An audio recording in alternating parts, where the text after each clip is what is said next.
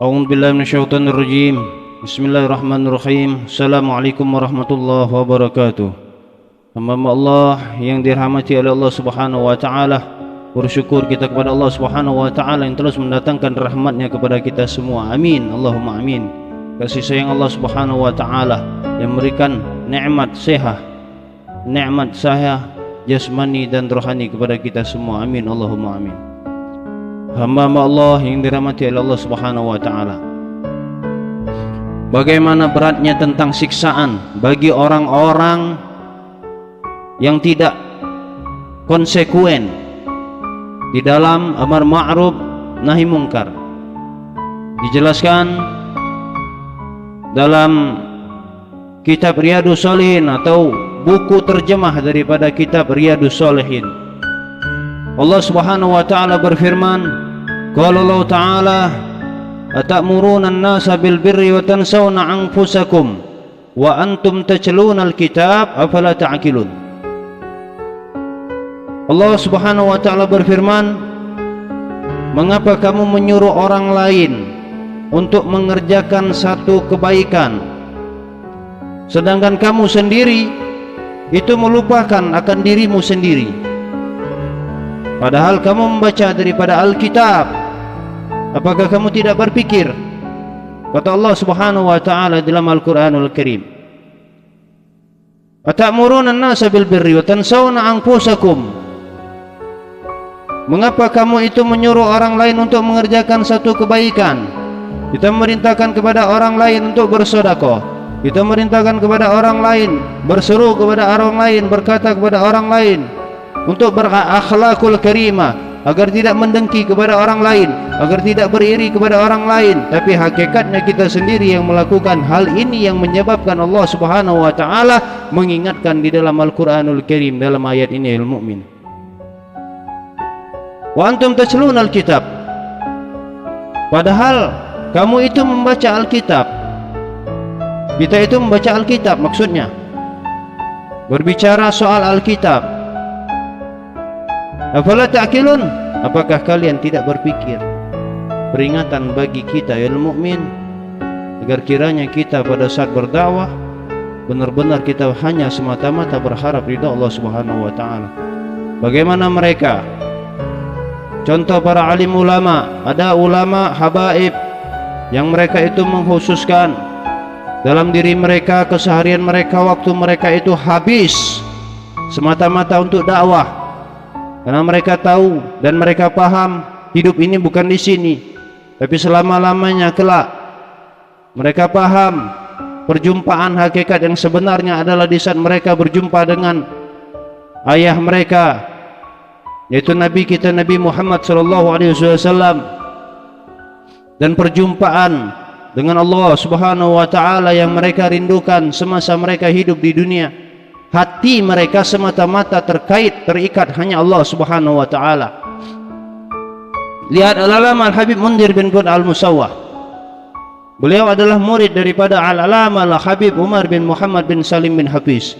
Dalam sirah sejarahnya yang diceritakan oleh sahabat-sahabat beliau, mereka bercerita Al-Habib Mundhir sampai-sampai beliau tidak ada rumah untuk dakwah. Bahkan ada yang bercerita, seandainya Al-Habib Mundhir ingin beli rumah senilai 2 miliar pada saat itu bukanlah hal yang sulit baginya. Tapi beliau paham, beliau tahu hakikat kehidupan yang hakiki bukanlah di dunia ini, sehingga beliau tidak membeli rumah. Kemana lantas uangnya? Uangnya beliau habiskan untuk jamaah, uangnya beliau habiskan untuk fuqara, uangnya beliau habiskan untuk masakin, uangnya beliau habiskan untuk menolong para syarifah, para habaib, uangnya beliau habiskan untuk majelis dakwah beliau, uangnya beliau habiskan untuk dakwah. Beliau paham. Terus ada juga kisah yang dikisahkan oleh Al-Habib Ali Al-Jubri. Ada seorang ulama yang beliau itu mendapatkan satu koper uang, berapa jumlahnya saya lupa, yang pastinya uangnya banyak, ratusan juta satu koper, apa miliaran, seperti itulah. Kemudian begitu sampai uang itu, ada seseorang murid beliau yang datang karena beliau muridnya merasa sukses dan kepingin menunjukkan rasa syukurnya atau rasa terima kasihnya kepada habaib itu, beliau kasih uang itu, beliau tinggalkan uang itu. Kemudian apa yang terjadi al-mu'min? Sang guru tadi memanggil Habib Ali Al-Jufri untuk mengajak Habib Ali Al-Jufri segera pergi keluar beserta dengan koper yang berisi uang tadi.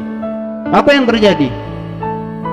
Dari beliau pergi dari pagi sebelum zuhur sampai beliau sebelum masuk asar, beliau sudah pulang ke rumah dengan tanpa ada lagi uang dalam koper itu. Kemana uang itu? Beliau bagikan kepada para fakir miskin, kepada para fuqara, kepada para janda. Beliau bagikan harta itu, beliau bagikan uangnya. Bayangkan, mereka para alim ulama memprioritaskan hal ini. Kenapa? Mereka menyampaikan. Jadi uang yang sampai kepada mereka tidak hanya sebatas mereka, akan tapi berguna, bermanfaat untuk umat yang banyak, untuk umat Nabi Muhammad. Bukankah ini akhlak baginda Nabi Muhammad SAW? Kita contoh mereka ilmu mu'min. Makanya untuk berkata-kata kita serahkan kepada mereka para alim ulama, kita serahkan kepada mereka yang berfatwa, serahkan kepada mereka para sholihin, para alim ulama, mereka yang ngerti ilmu. Mereka tidak hanya mengerti akan ilmu, tapi mereka mengamalkan akan ilmunya. Hakadha ilmu mu'min.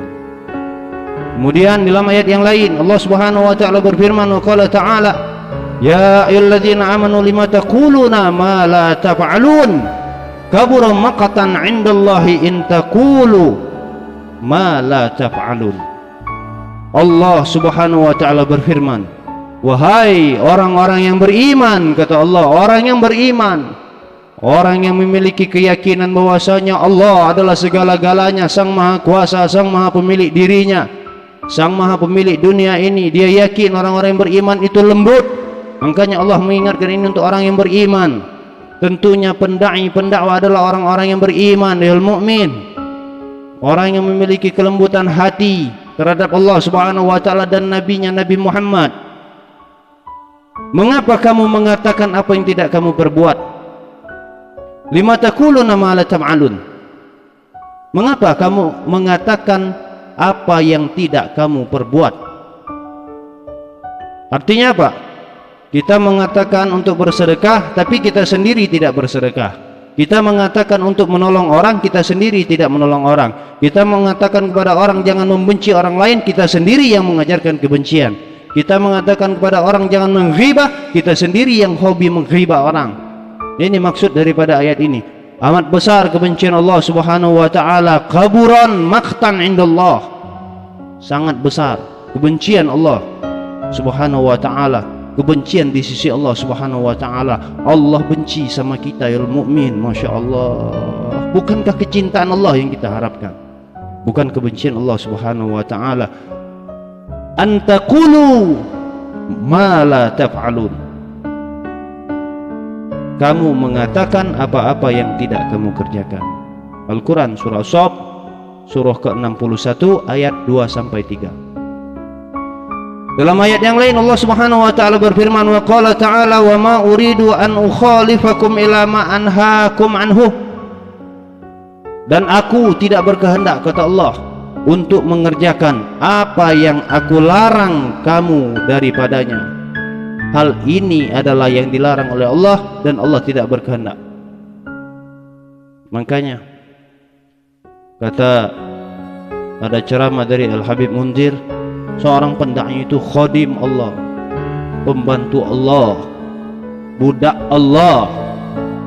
Kalau sudah pembantu Allah, segala-galanya untuk Allah, berbuat untuk Allah, segala-galanya ilmu mu'min, khadimullah. Begitu juga Al-Habib Umar, beliau bersandarkan dalam dakwanya untuk menyenangkan baginda Nabi kita Nabi Muhammad.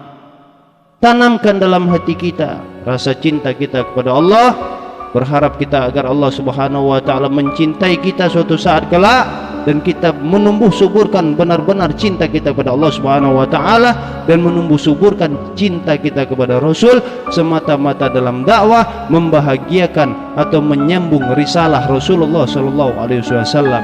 Tidak ada niat-niat lain. Nah, dalam satu riwayat yang menceritakan tentang bagaimana siksa para pendai, para mubaligh yang mampu berkata-kata tidak mampu mengerjakan.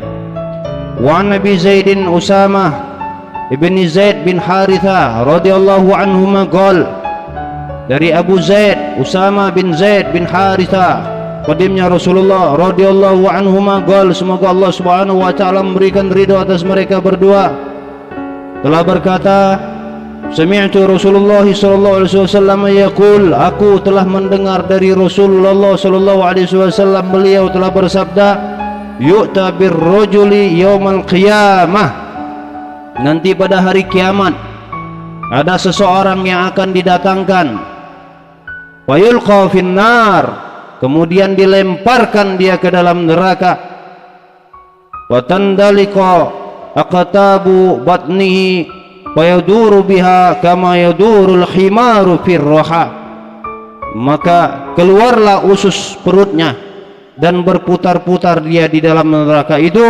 sebagaimana berputarnya seekor keledai yang sedang berada dalam penggilingannya. Ini berputar-putar pendai tadi, ya.